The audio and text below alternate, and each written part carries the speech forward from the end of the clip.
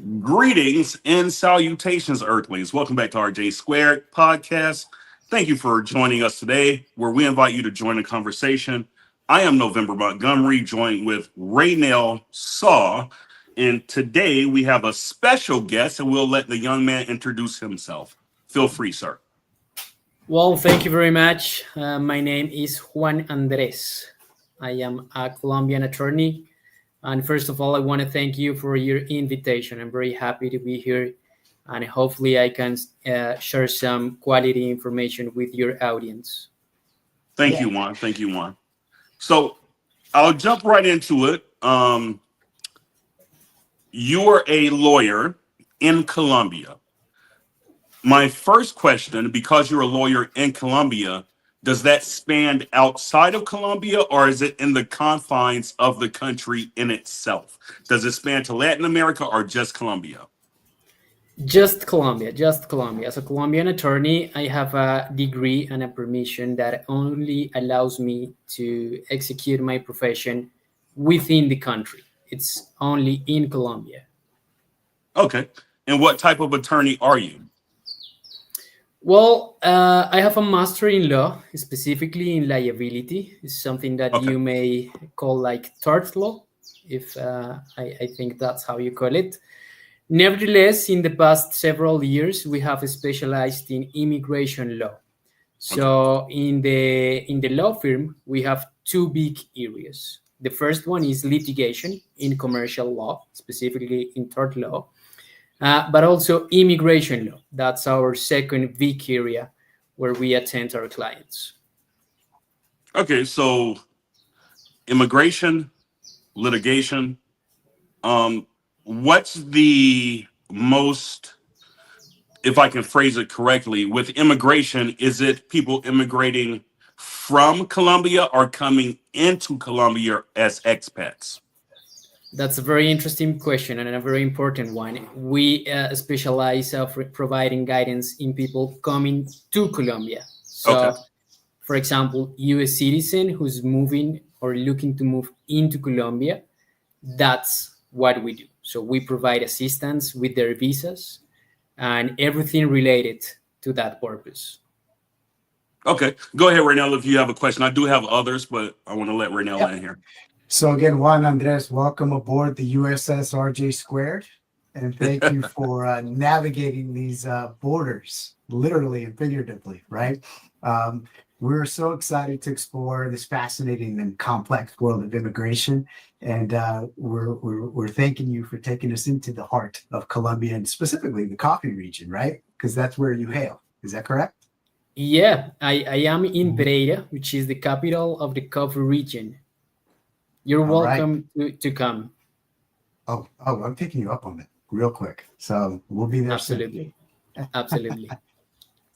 So again, Colombia is, often celebrated because of its amazing landscapes, its rich culture, right? And I think Pereira is crucial, is a crucial hub for those navigating the country's immigration system. But for you specifically, you work internally within the Pereira realm, and that's where you operate, right? Sure. So I was born in Bogota, which is the capital of the country, and I went Mhm. to high school and the university in Bogota. Nevertheless, in COVID, I decided to move. I went to another city named Ibagué, but in the last 2 years, I moved to Pereira, which, as I mentioned, you is the capital of the coffee region. It's a beautiful city, beautiful landscapes, warm people, good food, good weather, very good quality of life. So yeah, it's heaven. Okay, I'm coming. All right. So I again, go ahead, Jermaine. no, Go I'm sorry. ahead. I have a question because you said you were born in Bogota and then you moved to Pieta after I don't know when, but this is where you've um not your formative years, but your years after you got into the profession of being a lawyer. What's the difference between Bogota and where you are now, Pieta? And forgive me if I mispronounce it, if there is a No difference. worries. No worries. So, well, there are plenty of difference. You know, Bogota is the big city in Colombia. I mean, if you want to get experience, that's the place where you want to be. So my first years were in Bogota. I gained a lot of experience. I work in one of the best or top law firms in the country. There, I get a lot of knowledge, experience, everything. But after a while, I start to looking for a better quality of life, because one of the disadvantages of Bogota is, for example, did you know that Bogota have is in the top 5 or 3 of the worst traffics in the world? In the world, not only in the country, but in the world. So I said, like, here's something terribly wrong. I don't want to spend 4 hours a day in traffic, because in order to be in the office at 9 a.m. or 8 a.m., I have to leave my house with 2 hours in advance. Right. Same in the afternoon. So commuting was a nightmare. Um, Also, the culture. Even though there's very nice people, excellent professionals, you can find more warmer people in other cities. So I decided to make a change specifically for that reason. I wanted to have a better quality of life with a better climate, better food. It was just a decision I had to make at a time, and also because my wife is from Pereira, so for me, it was like the obvious decision. Like, okay, let's try what happened in Pereira. Let's see what's going on in there. If it doesn't work, we can go back to Bogota. It's always my town, my home. So, and it's been 2 amazing years, to be honest. This is a lovely city. Okay. Okay, Were you nice. born? Were you born and raised in Bogota, or Yeah, you were? Okay. Okay. yeah.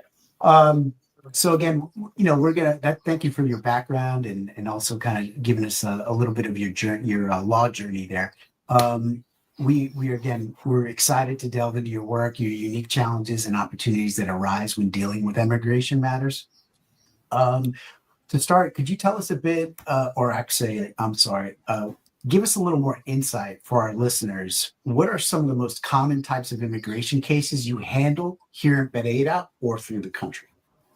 Sure, absolutely. I think there's top 3 most common type of visa is pensioners visa or retirement visa, marriage visa, which is for people who get married with a Colombian. The third one, I will say digital nomads. It's very popular nowadays, and of course with young people. And I will say investment visa. Those are the typical 4, the top 4, the most common top 4 type of visas. That's that I will say. But retirement visa is by far the most popular one. So retirement visa is the most popular. Yeah, And I'm sorry, I'm writing this down, Juan, because I want to stay with you. yeah, Retirement, and sure, absolutely. what's number 2? Retirement, marriage, Marriage. Okay. and digital nomad. I'm sorry, digital. Nomad. A digital Digital nomad. nomad. Okay. Yep. Yeah. So those are the top 3: retirement, marriage, digital nomad. Now, in those 3 cases of immigration, what's the difference on the type of visa you need to receive for each particular one? Meaning, retirement, you need this sort of visa; marriage, this sort of visa; or digital nomad, this type. What's the difference between the 3? Sure, absolutely. So let's start from the beginning in order to understand the main difference. So in Colombia, we have 3 types of different type of visas. Let's say. So the first one is visitors visa, Okay. which is for people for short term stays in Colombia, and these type of visas do not lead to residency. The second one, which is the migrant visa, is designed for people who wish to settle in Colombia under specific conditions. And the third one is the resident visa, so which is intended for people seeking permanent residence in Colombia. So the first one, visitors visa, it's a digital nomad visa. this one is very friendly in regard their requirements. And I said very friendly because the requirements are easy to get. You only need an employment or business relationship letter, your bank statements from the past 3 months, and a health insurance policy with coverage in Colombia. And that's it. You can have a digital nomad visa for 1 year in Colombia. There are other type of visa as a pensioner or retirement visa, which is a migrant visa, which the requirements are a little bit more difficult to get. So, for instance, for the retirement visa, you need your FBI background check. Mm. So you need a document from United States. And this is a You need, retirement visa. yeah, Now, is the retirement visa the same as resident? Because you're no, retiring to. Okay. no. So once you have a migrant visa, in the specific case for the retirement visa, you have this type of visa for 5 years. Then you can apply for a residence visa, but you need to have a visa for 5 years. Okay, so you have to go through the stages per se. You have to have your migrant visa before you're issued a resident visa and go through the appropriate channels Exactly. to receive your resident. Okay. Exactly. That's how it works. So of course the visitors visa are quite easy to get, but if you want to live here permanently for at least 5 years, you're going to have to get another kind of documents. Okay. And obviously to live there for a specific amount of time or a elongated amount of time as far as a resident visa, first you get your migrant, have to have your migrant for 5 years. And then when you get or when you attempt to get your residence visa, that's when you do an FBI background check. They give you guys the information. Hey, they're good to know they're not a Before. domestic, they're not a terrorist or anything of that nature. They're good to live in other countries. Yeah, absolutely. But just a small clarification: in order to get your migration visa, your retirement visa, you need your FBI background check Okay. to get that kind of visa. Do they not do an FBI background check for a short term visa, or is like, hey, go ahead, you're only going to be there? It, And how long is a short term visa? so it depends on the visa you're applying, but specifically if you're a U.S. citizen, you can come to Colombia for 90 days. Not, But okay. you can apply for an extension for another 90 days. So you can stay in Colombia as a U.S. citizen without a visa for up to 180 days. Okay. Nevertheless, you fall in love in the country, you want to live here, you want to stay for a longer time. You can apply for any type of visa, for example, digital nomad or retirement visa, depending on the type of visa that you want and depending on your specific circumstances, of course, you apply for one or another. Okay. I take it because yes, there's expats there, but I take it majority of people that go to Colombia as even a digital nomad are just traveling to traveling the world. I take it majority is probably a short term visa. Am I incorrect or correct by saying that? Well, to be honest with you, Colombia is becoming a very popular destination for a lot of expats. I mean, I cannot tell you how many expats you can find in Pereira. For instance, if you go to a co-working space, full of expats. If Wow. you go to PriceMart, full of expats. Now, what are these And places? I'm not familiar. I know Renell knows, but what the working space? What is that? Co-working is like basically like a digital nomad hub where people come and basically do a remote work. Okay, so it has great Mhm. internet, great service. They Yeah, go. It's yeah, like a coffee. okay. Yeah, yeah. absolutely. The what was the other term we used? PriceMart, this huge Yeah, supermarket. I'll let you describe that one. So Colombia and specifically this coffee region is becoming very popular among expats. So you can find, I don't know, very young people from their 30s that they're working in here with a digital nomad visa. But also you can find some guys with 60 years old who wants to retire in here because they find peace or they love the weather or they just love the place. So you can find a lot of people. Pereira is becoming as the new Medellin. Medellin and Bogota used to be the most popular destinations among Hmm. expats, but Pereira and specifically the coffee region is becoming very, very popular Now, why among do you the. think that is? That Pieta Well, is becoming popular, such as Medellin in other various places in Bogota. sure, several reasons. The first one is economics. In Economic. Pereira, you can find, for example, you can find a very beautiful apartment with swimming pool, tennis court, running path, 24/7 security, private security for $500 monthly. To get that in Medellin, you will need 1,000, 2,000 at least.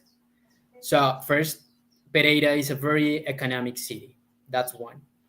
The second one is the weather. The weather is great. Pereira have 20 degrees average, which is, I don't know, like 68 Fahrenheit, Okay. I think. So the weather is very good. It's not cold, it's not hot. It's in a very good range of degrees. But also the people. The culture in Pereira is very, very nice. The people have a respect for each other. They sense the city.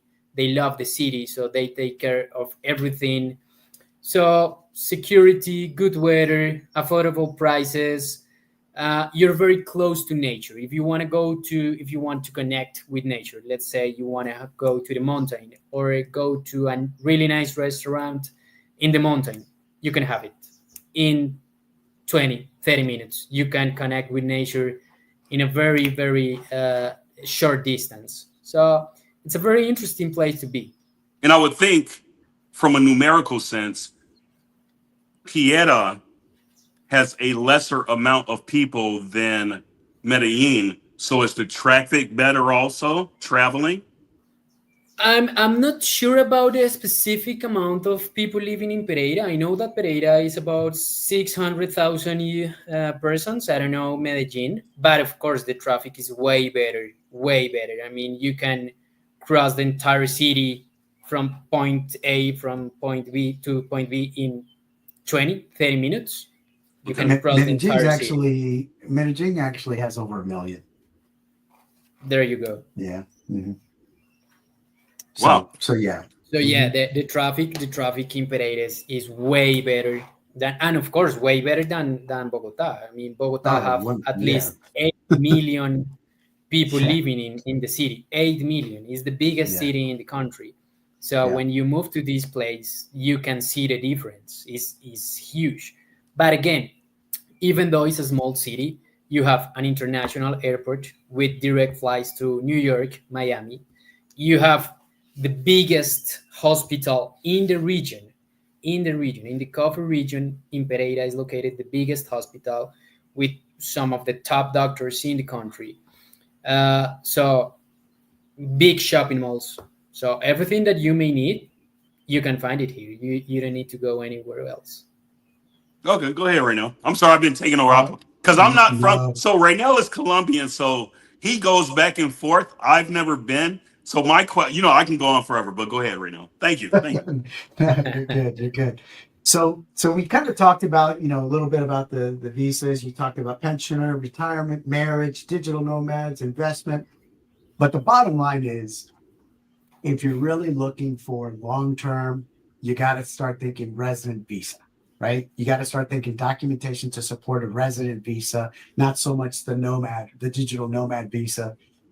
It all depends on the individual specific needs, right? But the resident visa is the way to go if you're looking at long term, really looking at trying to stay, get a passport, set ID, etc. So I wanted to talk about, with respect to those, especially the top three, or maybe the one that I don't know that November is most interested in. What are the biggest challenges or hurdles that individuals face when they're trying to immigrate or gain legal status in Colombia? Sure, Good sure. question. Good So question. let's talk, for example, for the requirements of a retirement visa, which is one of the most popular ones. So let's imagine you're here in Colombia and you want to apply for your retirement visa, and one of the requirements, as I mentioned you, is the FBI background check. The first question everybody makes is, "Whoa, do I have to fly back to United States to get my FBI background check?" Hmm. That will be terrible. I mean, imagine the cost of that. So the Hmm. answer is no, you don't have to. So one of the services we provide is the fingerprinted, because you need to have your fingerprints taken in order to send it to the FBI so they can give you the certificate. So we have an expert technicians that goes to your place in Pereira, helps you with the process with the specific form that the FBI requires, takes your fingerprints, and we take care everything from then. We can send the form to the FBI in the United States, and that's it. So you don't have to go back. That's one challenge if you don't know to. And I have met a lot of people that have told me, "Whoa, why didn't I know you before? I fly back Yeah. to the United States just to get my fingerprints because my neighbor told me that I needed to Yeah. go back." So Yeah. that's something very important. You don't want to have that kind of mistakes. Right. Um, for example, for the retirement visa, one of the requirements also is to have a medical certificate. Uh, and it's very common. I mean, if you are, I don't know, 60 years old, of course you have some medical conditions. It's Mhm. normal to have some kind of medical conditions. But also, what I have found in Pereira, and this is very interesting, there are a lot of vets from the U.S. Army living in here, and some of them, of course, is normal. They do have some kind of PTSD, so they were having troubles by getting their visas because they have this type of PTSD. So we help them to find a way to get their visa, to help them with their medical certificate, just understanding what they have and how we can go around with it. So those are the main problems people face when they are here. And of course, if you don't understand Spanish, it's big, huge barrier if you don't know or understand what are the requirements for each specific type of visa. Yeah, definitely. I think that that should go without saying, right? If you're expecting to live in a country, you should probably learn the language one, and embrace the culture too. So yeah, I think that's an excellent point. Thank you for saying that, because a lot of our viewers probably need to embrace that before they take that step to come over to the promised land of Colombia. Um, okay, so great. I'll turn it over to November and let him ask his next question. I've got one, but it's going to be a little more in depth. Go ahead, Jay. Yeah, I mean, a lot of insight here. I appreciate everything. We spoke about Pieta, um, economically, why people may consider it better than Bogota, things of that nature. What's the percentage? And I'm pretty sure I know.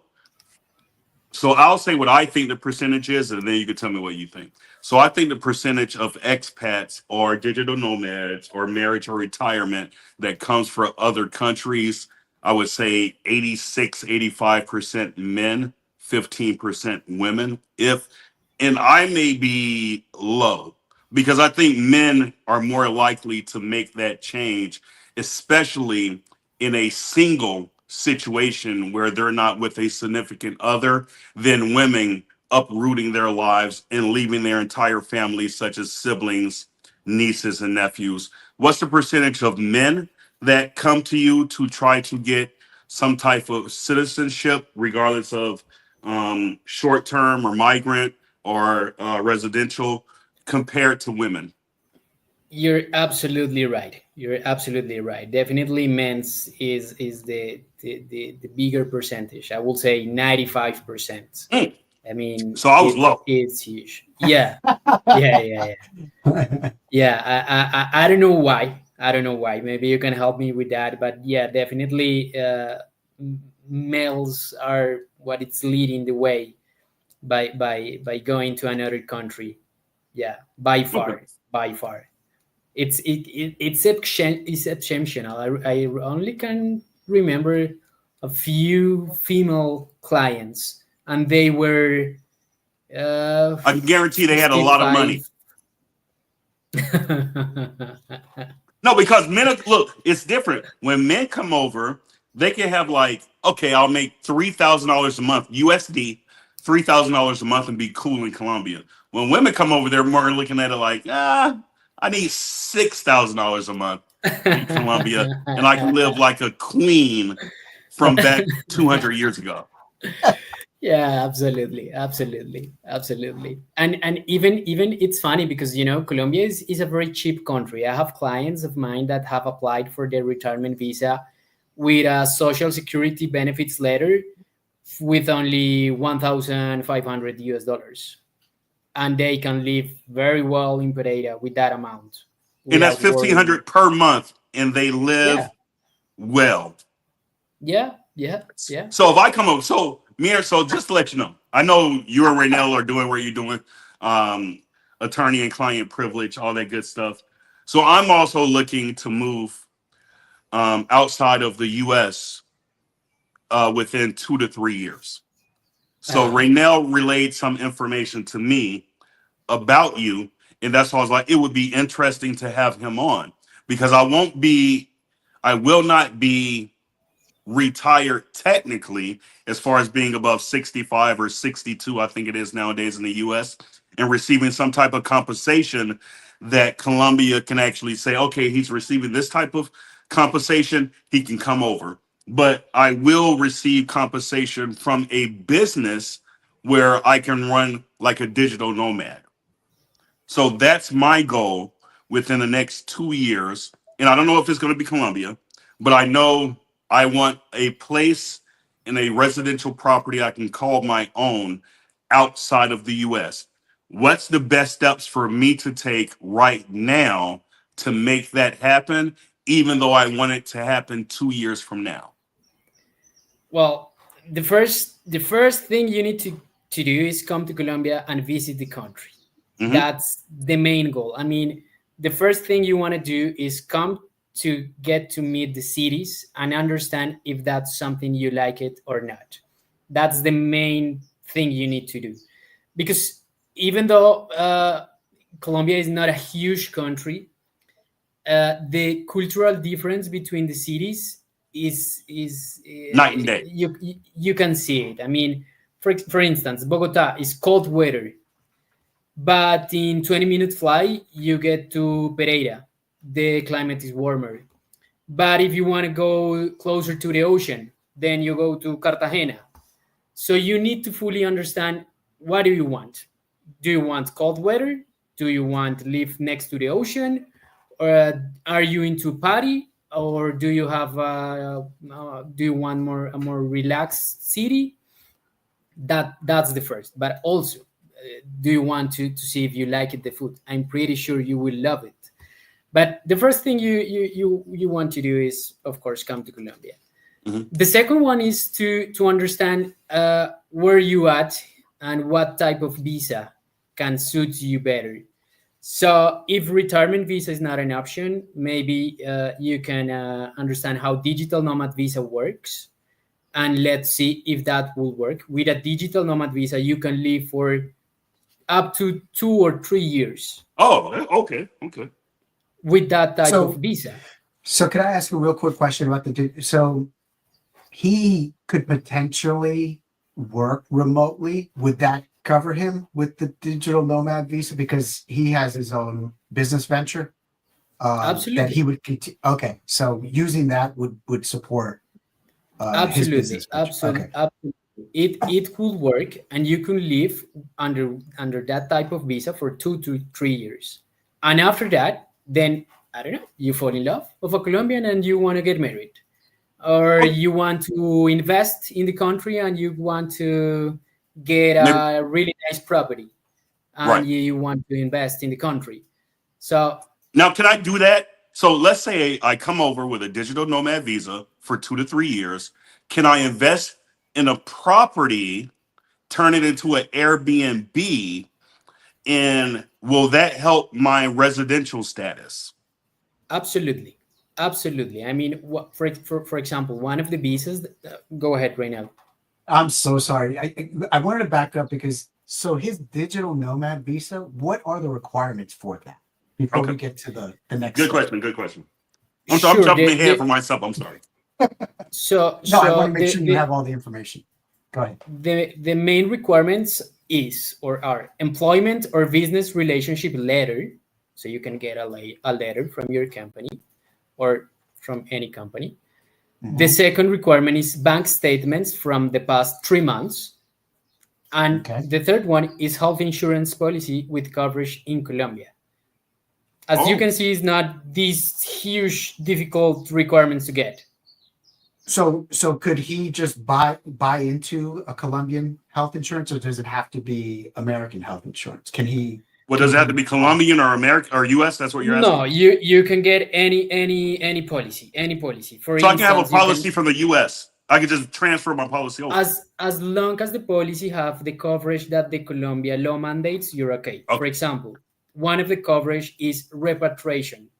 If something happened, you need to have that coverage. So if your policy have that coverage, you're good to go. Okay.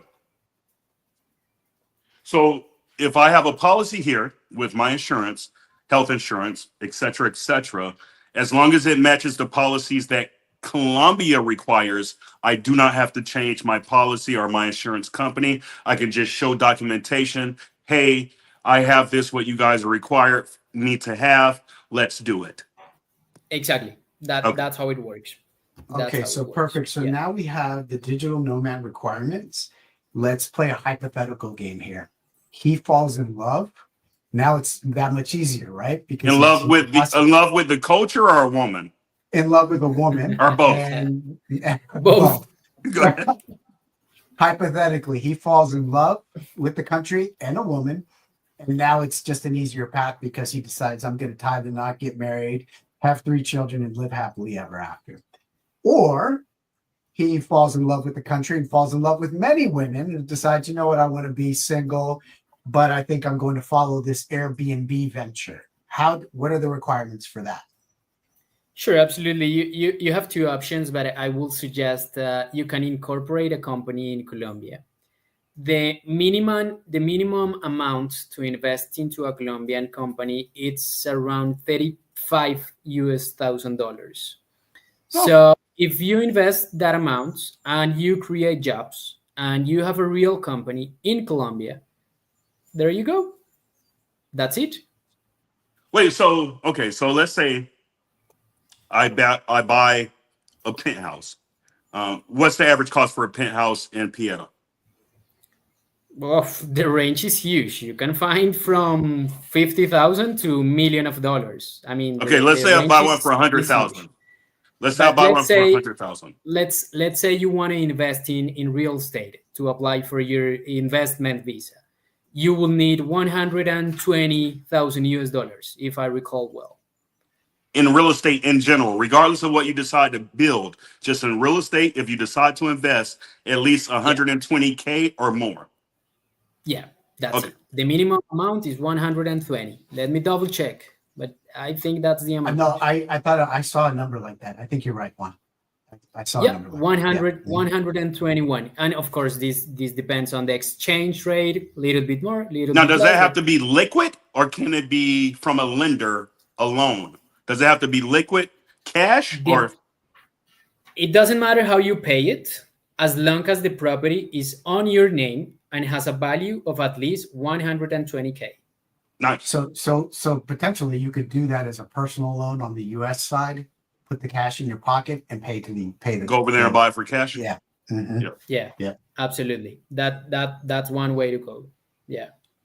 Because I think it would be difficult if I'm not at that point in time a dual citizen or have my residential visa.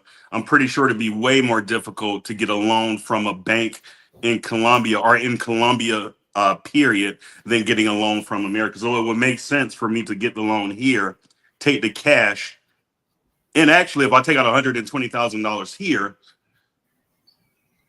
I'll probably still have some left over if it's 120 in Colombia, just doing the numbers because the Exchange rate. Yeah, the exchange rate.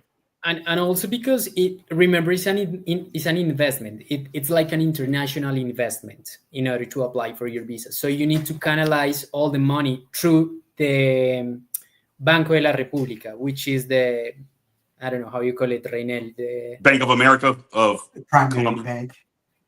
It's not a private bank. It's like a The People's Bank. kind of, how do you call it? Treasure?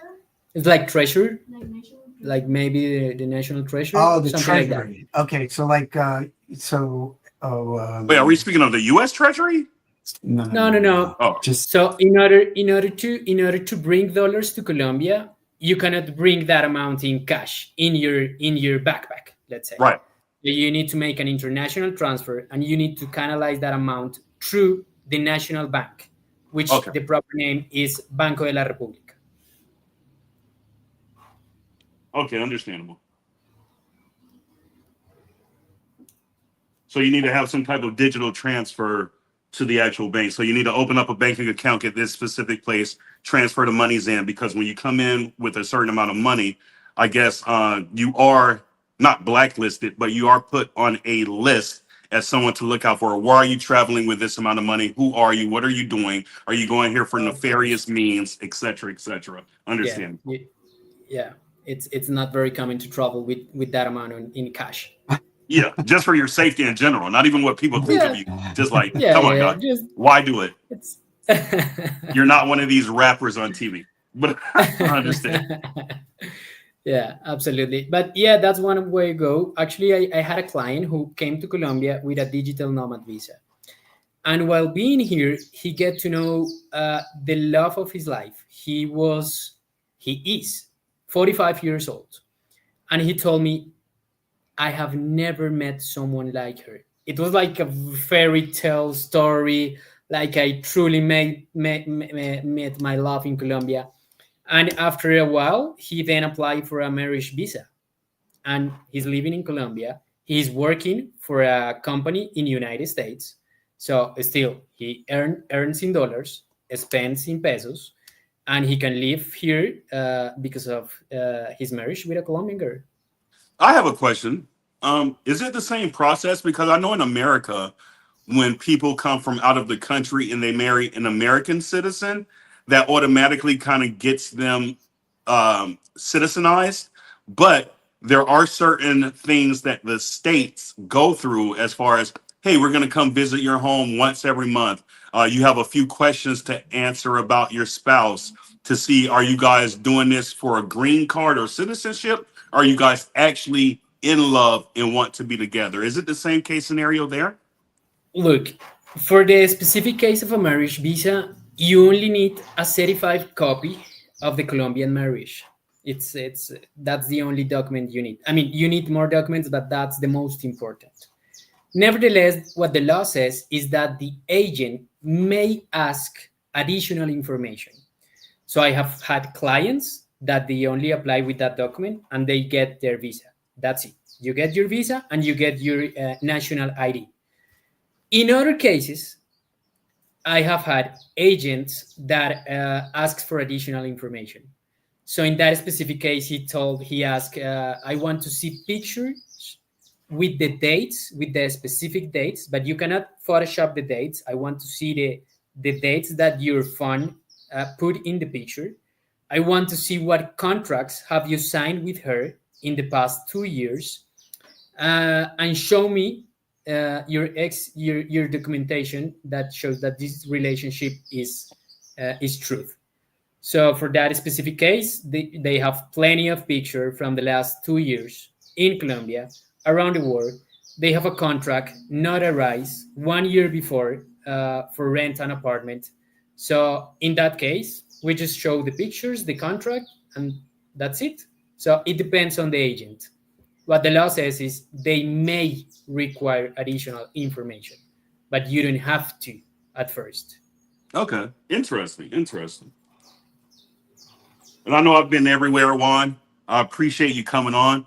You've been very informative. Every question we've asked, you've hit it out the park like Jeopardy. I don't know if do they have Jeopardy in Colombia, like the show? What's the closest show in Colombia where they answer questions to a quiz show? Si conoces el programa, I'm sorry, have you seen the show Jeopardy before? Or Wheel of Fortune? Anything? No, The Wheel of I Fortune can't think kind of, yeah, but Jeopardy, no, I don't think that exists in Colombia. I've never seen it. What? That's impossible. I know they have a lot of shows in South America. But how's the show? How it works? So Jeopardy is a show where 3 contestants come on. They all sit at a booth, and then the answer to a question comes on, not the actual question. And then the contestants have to figure out the question itself, not the answer. So let's say, who's a Colombian boxer right now? Boxer? Yeah, how about football. soccer player? Yeah, football. Yeah. Valderrama. What's his name? Valderrama. Just say El Pibe. Just say El Pibe. Okay, so has he ever won anything like a championship?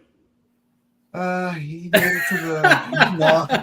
Well, no. Unfortunately, not like World Cups or anything. Remember Colombia? We came in 4th place one time, 3rd place. Yeah, I don't know. So No, it would be like this. You watch football, Juan? Absolutely. Okay, so who's your favorite footballer? Let's say James Rodriguez. He's a Colombian player who went to Real Madrid. Okay, so it would go like this. The name of the person you just said is went to where he went to, what you just said. So you say he started here, then he went here, right? Uh-huh. Okay, so the name of the player started here, started in Colombia. Okay, this football player started in Colombia and went to Pieta. And then in order to answer the question, you would have to say, who is the name? Like So in your you could case say- scenario, Yeah. Juan. So you could say Juan started in Bogota and went Mhm. or this lawyer started in Bogota and went to Colombia to practice law. Who is Juan? Ding, ding, ding, ding, ding. Yes, that's how the game is played. It's not played with the answers to the questions, but the answer is the actual question. Yeah. So yeah. it's weird. I get It's it. like backwards. I get it. Sounds good. But yeah, definitely. I mean, these are the type of questions that I get from several clients because they don't usually know what type of visa suits them better. So we have to identify the best option for them. So usually I have to ask them a lot of questions. So what do you want to do? Do you have an income? What type of income? Do you want to start a business? Are you married? Anything. It's a lot of questions in order to identify the people needs. So I do have a question. So for anyone listening or the viewers today who might be considering immigrating to Colombia, what is the single most important piece of advice you would give them? Good question. Whew. The most important piece of advice for someone who's coming to Colombia. No, I will just say enjoy it. Enjoy it. Colombia is a lovely country. Don't be afraid to give Colombia a chance. Colombia is a very lovely country. Even though the news do not back me up, it's a very safe country. You can live in a very safe manner in the main cities or even in small towns. So just give it a try. You will fall in love of the culture, the people, the weather. Um, that's it. If you want to live here, of course, if you know someone, you can ask a few questions in order to move forward. Do it, but give it a try. Definitely, it's Nice. it worth it.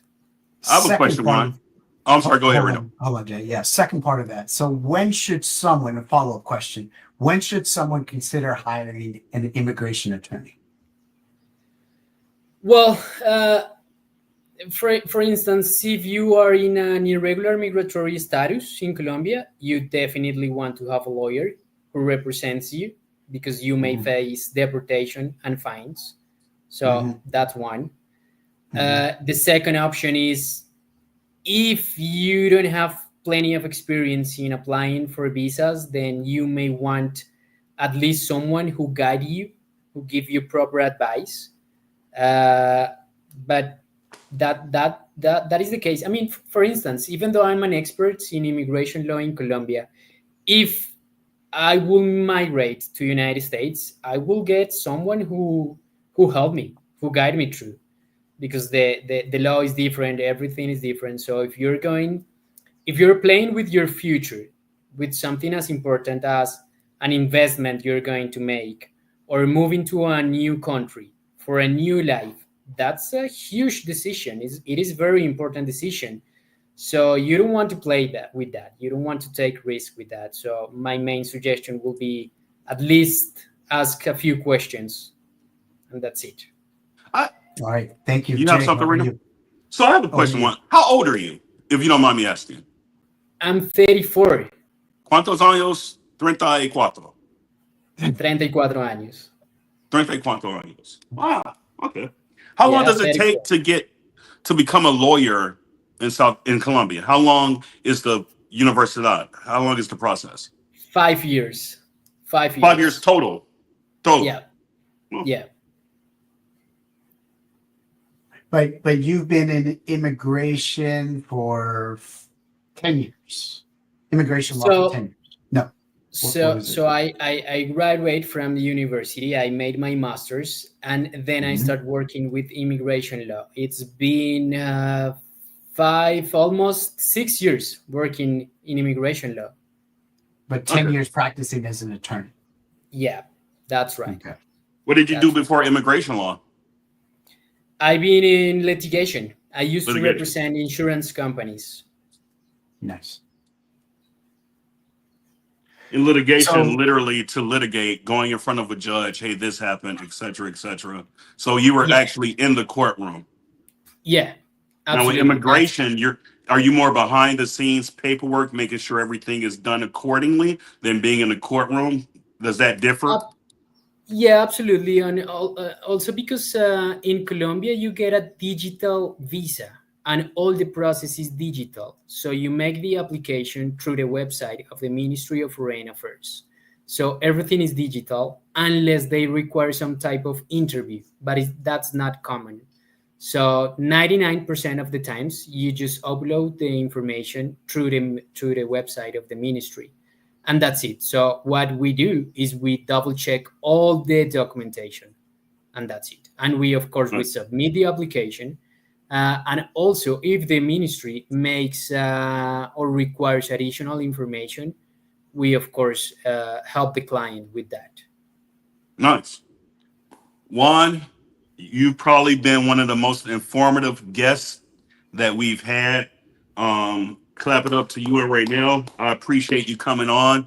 You did an Thank excellent you. job. Is there anything that you want to leave off with and get the last word before I close us out? I know you're a busy man. You have a lot of things to do. You have a family, etc.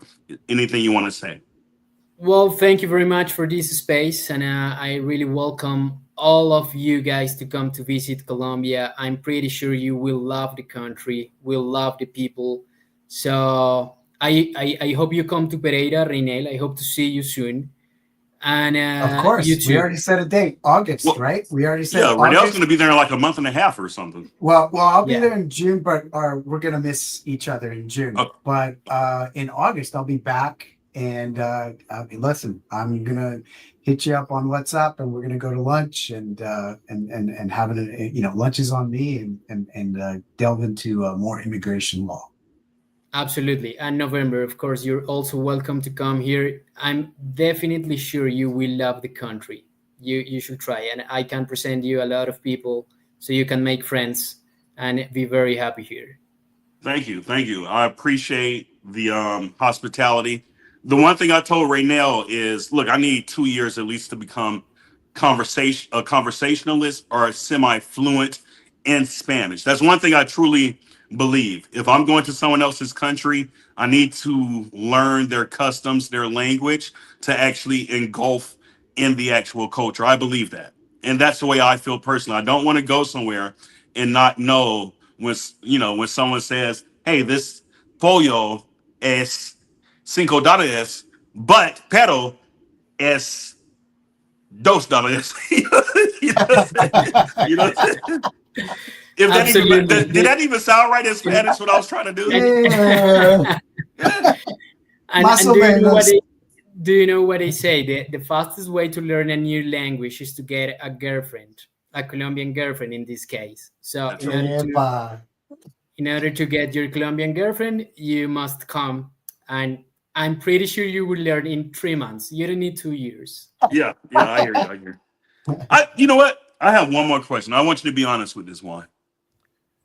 If I make $1,500 USD a week, how can I live in Colombia?